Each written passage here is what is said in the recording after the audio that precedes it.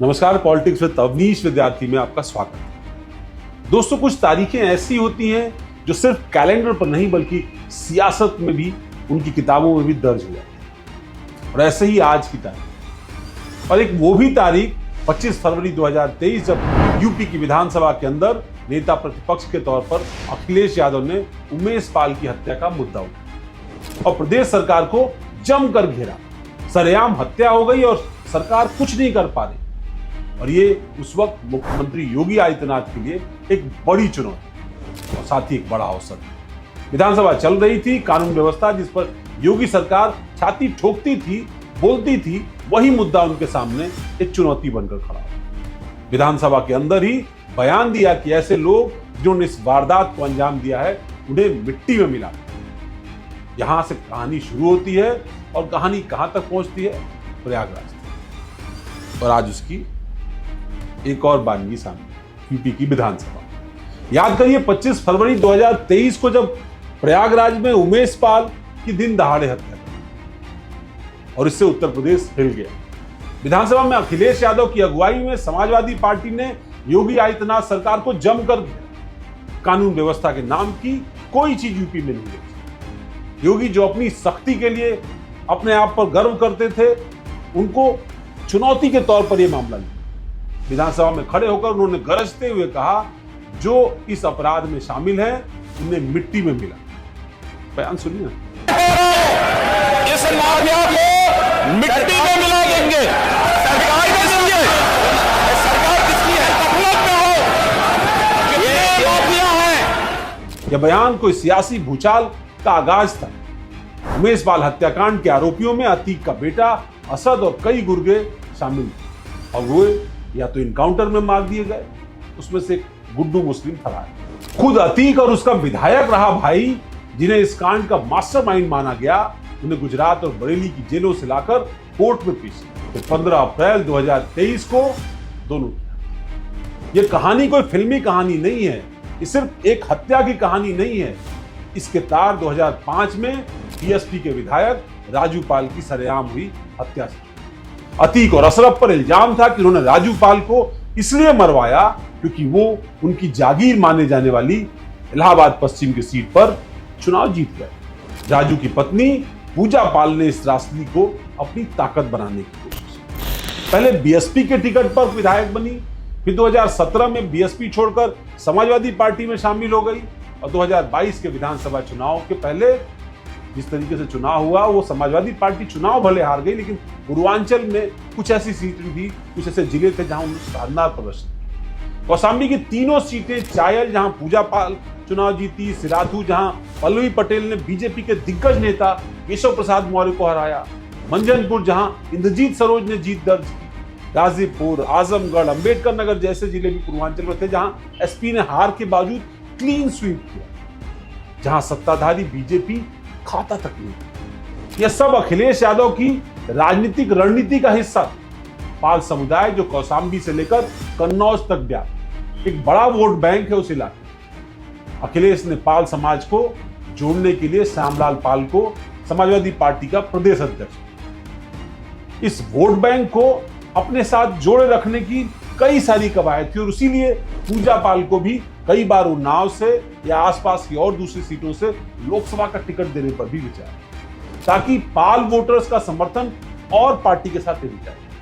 लेकिन सियासत में वफादारी पल पल बदली। 2024 के राज्यसभा के चुनाव और विधान परिषद के चुनाव में 7 समाजवादी पार्टी के विधायकों ने क्रॉस वोटिंग की और यहीं से मामला उलट गया।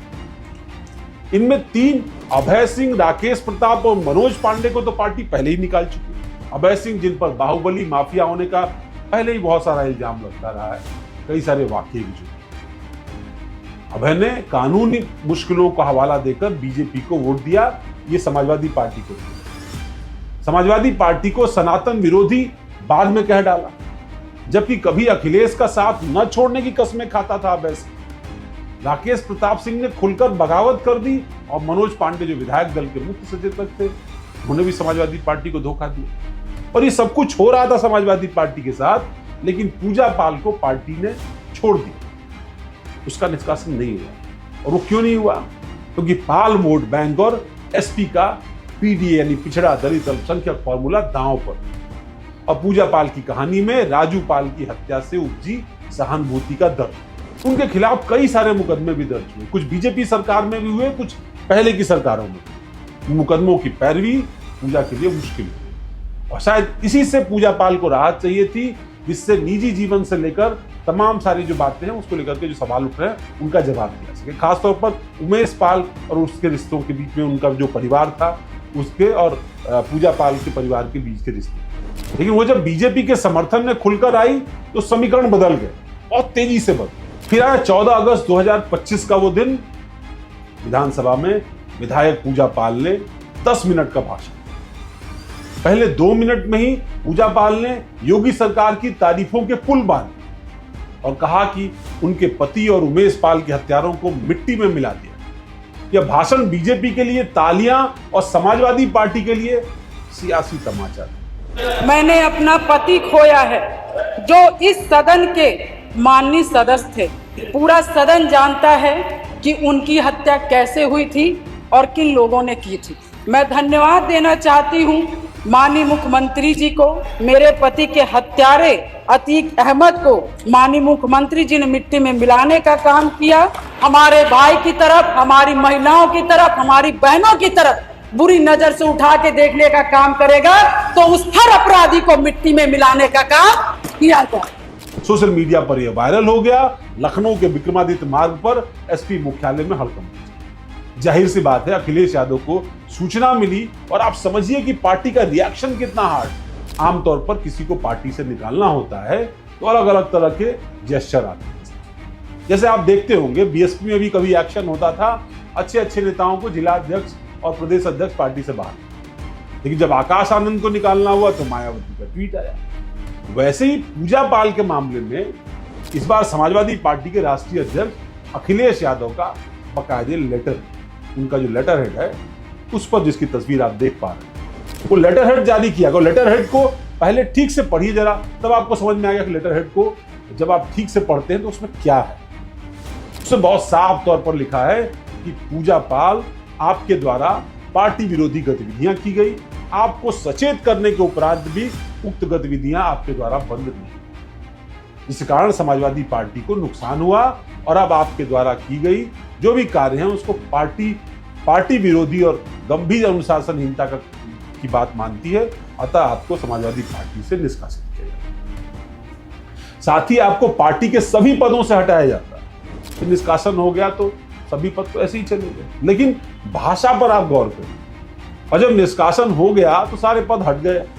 लेकिन आप शब्दों और उसके पीछे के भाव या गुस्से को समझने की कोशिश करें। पार्टी को शायद अपने निर्णय पर और फीडबैक सिस्टम पर पछतावा होगा।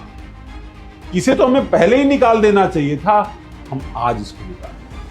जब हम ये जानते हैं कि यह स्टैंड आगे आने वाला है, सबको शायद ये पता भी था, लेकिन पीडीए के चक्कर में, वोट बैंक की पॉलिटिक्स के चक्कर में या ओबीसी वोट बैंक, शायद समाजवादी पार्टी ये सब सोचकर ठहर गई। तो जो अगला वाक्य यूज किया गया उसमें कहा गया कि समाजवादी पार्टी के सभी अन्य पदों को आपसे आपको हटाया जाता है और अब समाजवादी पार्टी के किसी भी कार्यक्रम मीटिंग में आप भाग नहीं लेंगे, न उसके लिए आपको आमंत्रित किया जाएगा। और हस्ताक्षर भी सीधे अखिलेश यादव। बहुत कम लोगों के निष्कासन निलंबन में अखिलेश यादव का हस्ताक्षर सामने आया। इस मामले में अखिलेश यादव का बयान भी सामने आ गया। वो कह रहे हैं कि अच्छा है कि वो बीजेपी में के साथ हैं, बीजेपी से अपना टिकट उनको पक्का करा लेंगे। तंज था उनका, वो तंज भी आप सुन लीजिए। हुआ सबसे अच्छा ये था कि उन्हें अपनी टिकट पक्की करा लेनी चाहिए बीजेपी में। उन्हें अपनी टिकट पक्की कराना, मुझे उम्मीद है।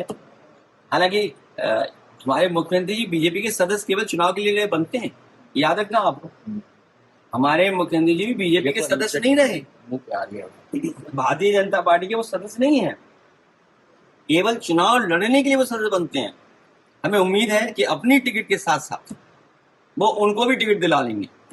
और अगर पहले टिकट दिला दी होती तो हमें देनी नहीं पड़ती इन्हें टिकट। भाई अगर पहले ही टिकट बीजेपी ने दे दी होती इन्हें तो हम टिकट थोड़ी देते। तो आप इससे अंदाजा लगा सकते हैं कि Samajwadi party leadership, Samajwadi party के अंदर के इकोसिस्टम इस पूरे घटनाक्रम पर थोड़ा हतप्रभ था। शायद उनको अंदाजा नहीं था या जानबूझकर इस बात का अंदाजा नहीं कर पाए। और आखिरकार पूजा पाल का निष्कासन, यानी अब 4 लोग बाहर हो गए। अब इस राजनीतिक परिस्थिति में 2 तरह के विश्लेषण सामने आए। एक तो ये कि कोई विधायक थी, उनके द्वारा एक ट्रेजेडी उनके यहाँ हुई, उन्होंने ट्रेजेडी को पब्लिक प्लेटफॉर्म पर रखा। उसकी ट्रेजेडी से जुड़ी हुई एक और घटनाक्रम जो हुआ उमेश पाल का हत्याकांड, और उस हत्या के मामले में सरकार ने आरोपियों को पकड़ा, उनका इनकाउंटर हुआ, फिर मर्डर हुआ अतीक और अशरफ का। विधायक अपना एक्सपीरियंस पब्लिक डोमेन में रख रही, विधानसभा में रख रही। आपको इस बात से नाराजगी होगी, लेकिन दूसरी तरफ ये पार्टी अनुशासन और विश्वास का भी सवाल है। समाजवादी पार्टी के लिए मुश्किल स्थिति, एक तरफ वोट बैंक और एक तरफ सियासी सहानुभूति। फिलहाल इस फैसले का क्या असर होगा, इसके लिए अभी आने वाले वक्त का इंतजार करें। लेकिन इतना तो तय है कि यूपी की सियासत, राजनीति 2027 के चुनाव से पहले प्रति घंटे की रफ्तार से तब्दील हुई। हर रोज नए समीकरण, नया कोण, नए दृष्टिकोण सामने आ रहे हैं, और इस तरह के वाक्य चुनाव के इंतजार की जो कौतूहल है उसे और भी बढ़ा रहा है। अब तुम्हारा विश्लेषण कैसा लगा हमें जरूर बताइएगा। हमारे YouTube चैनल को सब्सक्राइब करिए, हमारे डिजिटल प्लेटफॉर्म्स को फॉलो करिए, ताकि इस तरह की प्रस्तुतियां हम आपके लिए लगातार लेकर सामने आए। धन्यवाद।